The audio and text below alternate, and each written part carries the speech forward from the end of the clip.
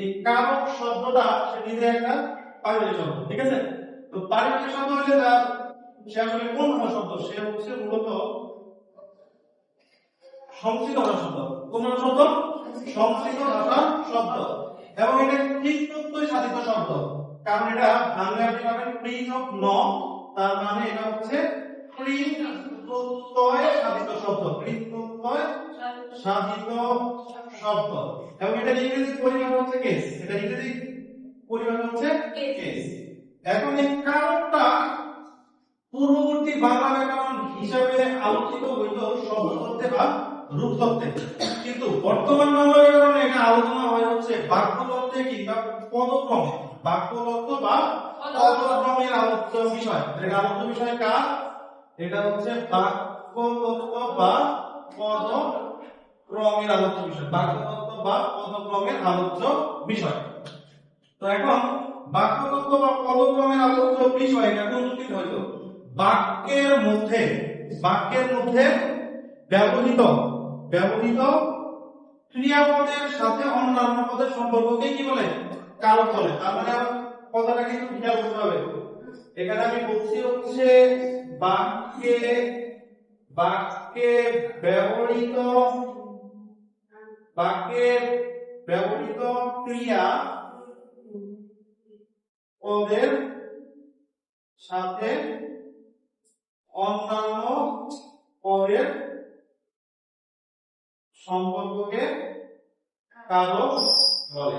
তাহলে এই জায়গায় আমাদের যেটা আছে ক্রিয়াপদের সাথে অন্যান্য পদের সম্পর্ক, ক্রিয়াপদের সাথে কি অন্যান্য পদের সম্পর্ককে কারক বলে। কিন্তু এই জিনিসটা কোথায় থাকতে হবে?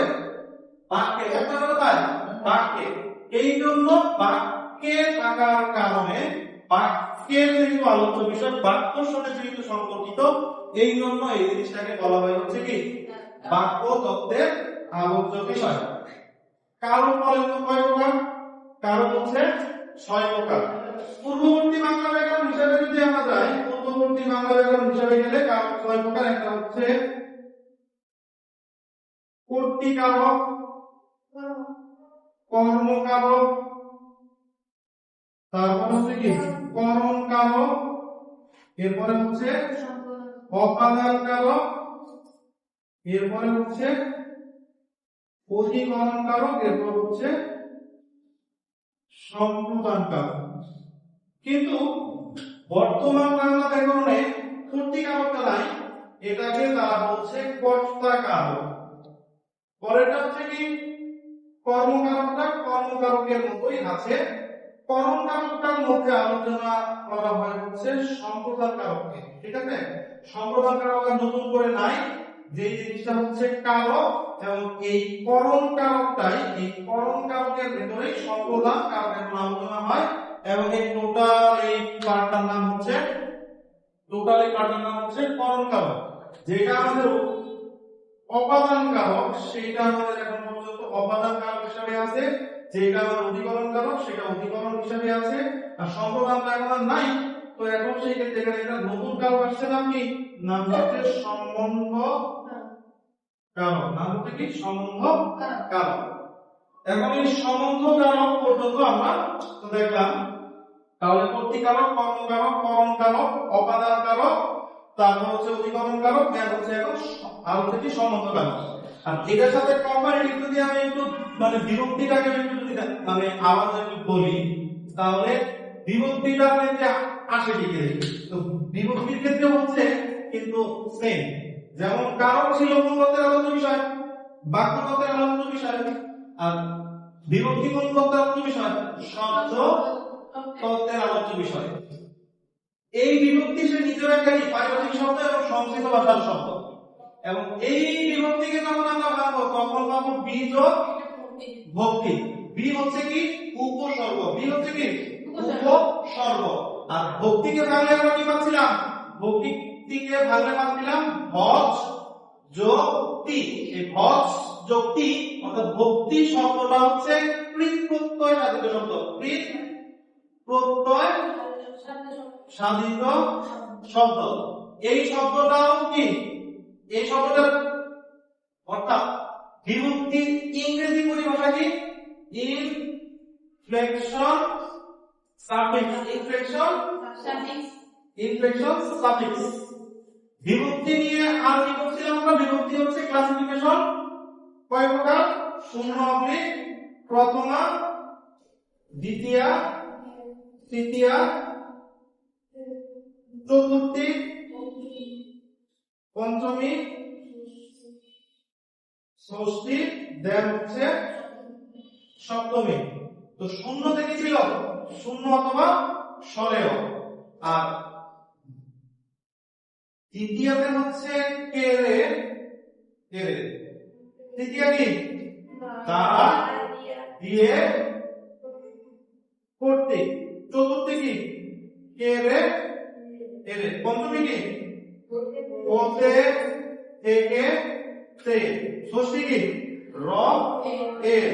আর সপ্তমী হচ্ছে এ, সরেয়, তে, এতে।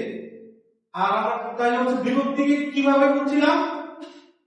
বিভক্তিকে করছিলাম হচ্ছে মূল শব্দের সাথে অতিরিক্ত অংশ।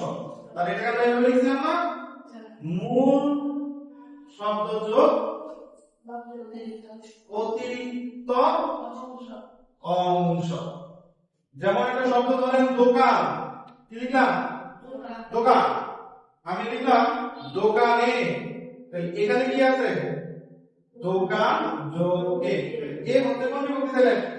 সপ্তমী বিভক্তি। এ তাহলে কোন বিভক্তি? সপ্তমী বিভক্তি। এখন যদি আমি এরকম বলতাম যে দোকান, দোকান হতে, ঠিক আছে? এখন এইখানে খেয়াল করার বিষয় আছে হচ্ছে যদি কখনো 3 নাম্বার অর্থাৎ তৃতীয়া দ্বারা দিয়ে কর্তৃক অথবা পঞ্চমী দ্বারা আছে হতে থেকে যে, এই দুইটা যদি শব্দের সাথে যুক্ত হয় এরা একটু ফাঁকা রেখে বসে। যেমন দেখেন দোকান হতে বা দোকান থেকে, এই ধরনের শব্দ বসলে মাথায় একটা স্পেস বসে না?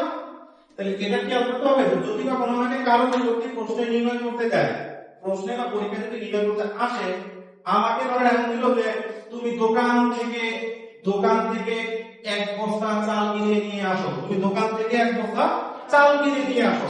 দাগ দিয়ে দিচ্ছে শুধু দোকানের নিচে।